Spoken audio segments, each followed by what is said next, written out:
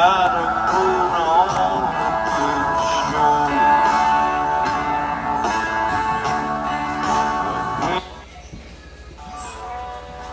Here's the text with some humorous country organizations to give it extra flavor.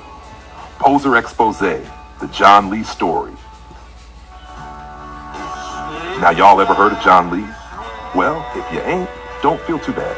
He ain't exactly a household name, even in country music. Folks in the National Association of Tractor Tuggers say he's the best kept secret, while the fellas over at the Honky Tonk Heritage League reckon he just never hit the right note.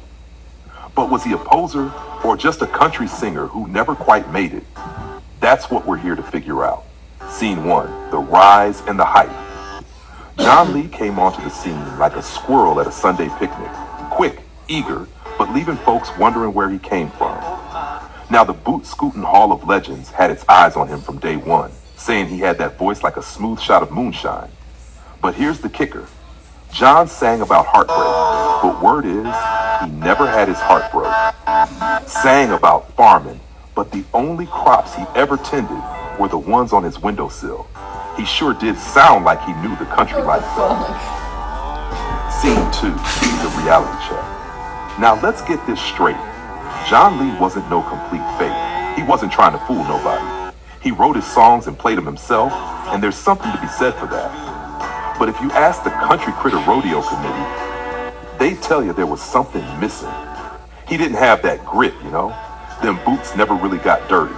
Still, he kept singing about life on the range like he was fixing to win the golden horseshoe of authenticity. Scene 3, the verdict. So here's the real deal. John Lee sucked just enough not to be a poser, but he sure didn't have the chops to be a star neither. The folks over at the Society of Genuine Barn Dancers put it best. He weren't no phony, but he weren't no legend either. He was stuck somewhere in the middle, just a guy with a guitar trying to make a living. Ain't no harm in that. So next time someone asks about John Lee, just tell him he was something in between. Not big enough for the country music hall of y'all, but real enough to get a nod from the Fried Chicken Fiddle Fest crowd. He walked that line just fine. Not a poser, not a star, just old John, plucking his strings, carrying on.